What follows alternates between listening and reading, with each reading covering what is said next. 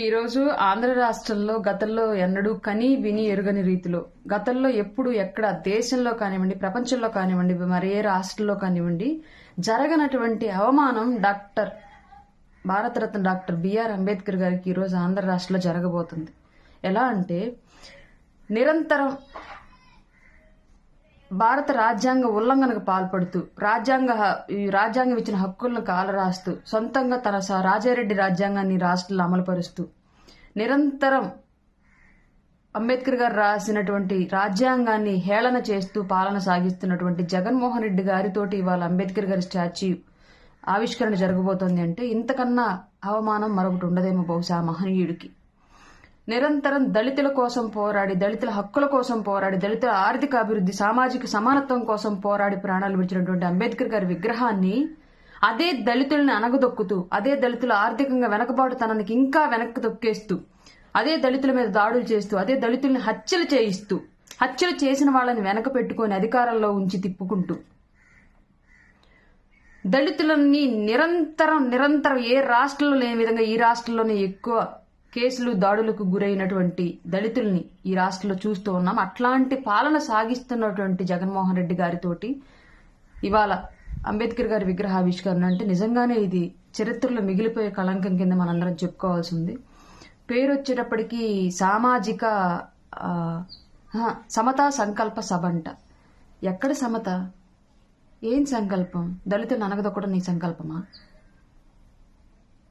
Volunteer పదవులకు మాత్రమే దళితుల్ని పరిమితం చేసి వాళ్ళకి ఇవ్వాల్సిన ఉద్యోగాల ప్రమోషన్స్లో కూడా రిజర్వేషన్ వర్తించదని చెప్పేసి అవుట్ సోర్సింగ్లో కానివ్వండి, కాంట్రాక్ట్ బేసిక్స్ మీద ఉన్న వాళ్ళని కానివ్వండి, ఇప్పటి వరకు కూడా రెగ్యులరైజ్ చేయకుండా అసలు వాళ్ళకి ఇవ్వాల్సిన బడ్జెట్లో కూడా 30,000 కోట్ల రూపాయలు నిధులు మింగేసి 404 కోట్లు పెట్టి అంబేద్కర్ గారి మహా విగ్రహాన్ని ఆవిష్కరిస్తే దళితుల ఉన్నతి చెందినట్ల.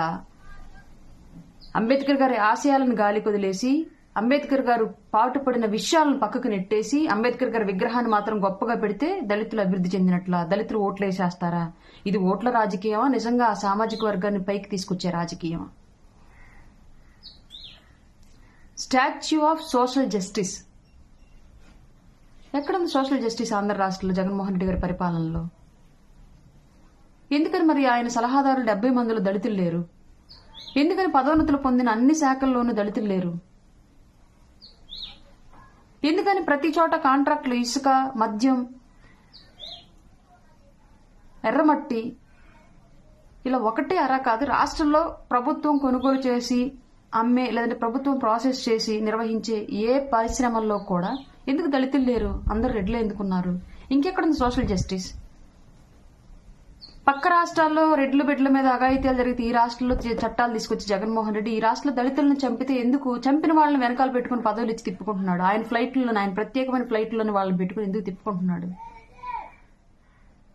ఇంకెక్కడ సోషల్ జస్టిస్ ఉంది? ఇంకెక్కడ దళితులు అభివృద్ధి చెందారు? ఎక్కడ దళితులు పరిరక్షించబడుతున్నారు? ఎక్కడ అంబేద్కర్ రాసినటువంటి రాజ్యాంగం పరిరక్షణ ఈ రాష్ట్రంలో జరుగుతోంది? ఎక్కడ అంబేద్కర్ ఆశయం ఈ రాష్ట్రంలో నెరవేర్చబడుతోంది జగన్మోహన్ రెడ్డి గారితో? దళితులందరూ ఇవాళ ఆ విగ్రహం అంత గొప్పగా ఆవిష్కరించడం నిజంగా సంతోషకరమైన విషయం. కానీ ఒక జిల్లాకు పేరు పెట్టి కులాల మధ్య రాజేసినట్లు ఒక విగ్రహ ఆవిష్కరణ జరిపి కులం ఓట్లు కొల్లగొట్టాలని చూస్తున్నాడు ఈ దొంగ జగన్మోహన్ రెడ్డి. ప్రతి ఒక్కళ్ళు గమనించండి. మళ్ళీ ఇతనే కనుక వస్తే ఇప్పుడు 30,000 కోట్లు దోచేశాడు. ఆ రోజు మన ఇల్లు వాకిలు కూడా లాగేసుకుంటాడు. మనం ఆర్థికంగా బలహీనులం, సామాజికంగా బలహీనులం. ఇట్లాంటి అధికార మదంతో విర్రవీగే వ్యక్తుల చేతిలో మరొక్కసారి పడ్డాము అంటే అంబేద్కర్ అనే పేరు తలుచుకోవడానికి కూడా మనల్ని భయపెట్టేలాగా చేస్తారు. ఆ మహనీయుడిచ్చిన హక్కులు అంతో ఇంతో ఉన్నాయి. ఆ మహనీయుడిచ్చిన రిజర్వేషన్లు అంతో ఇంతో ఉన్నాయి. కాబట్టి ఈరోజు మన వాళ్ళు పదవుల్లో ఉండి బానిసత్వం చేస్తున్నారు. అది వేరే విషయం లేండి. కనీసం ఆ హక్కులైనా మనకు దక్కాయి, ఆ ఉద్యోగాలైనా మనం చేసుకోగలిగాం. రాబోయే రోజుల్లో ఖచ్చితంగా రాజ్యాంగం ఇచ్చినవి అన్ని హక్కులను తొలగించి ప్రత్యేకించి రాజారెడ్డి రాజ్యాంగాన్ని పూర్తిగా అమలు చేస్తాడు జగన్మోహన్ రెడ్డి. విగ్రహాల మాటను మోసపోవద్దు. ప్రతి ఒక్క దళితుడి వాళ్ళకి కన్ను తెరవండి. రాష్ట్రంలో ఈ ప్రభుత్వం వచ్చిన తర్వాత ఎంత మంది దళితులు హింసిస్తున్నారు, ఎన్ని నిధులు మనయితున్నారు, ఎన్ని పథకాలు మన పథకాలను నాశనం చేశారు, ఎన్ని పథకాలు డబ్బులు పక్కదారి పట్టించారు. వీటన్నింటిని ఒకసారి గుర్తు తెచ్చుకోండి. విగ్రహం మహోన్నతంగా ఆవిష్కరించడం మనందరికీ సంతోషకరమైన విషయమే. కానీ ఆ అంబేద్కర్ యొక్క ఆశయాలను మాత్రం అట్టడుక్కు తొక్కేసి మన బ్రతుకుల మీద వాళ్ళ భవిష్యత్తు నిర్మించుకున్నారు జగన్మోహన్ రెడ్డి. అట్లాంటి అవకాశం మరొక్కసారి ఇవ్వద్దని చెప్పేసి మనస్ఫూర్తిగా తెలుపుని వేడుకుంటున్నాను. నిజంగానే అంబేద్కర్ గారికి ఈ రాష్ట్రంలో జరుగుతున్న ఈ అవమానానికి నిజంగానే చింతిస్తూ ఆ మహనీయుడి మనస్సుని మరొక్కసారి క్షమించమని కోరుకుంటున్నాను.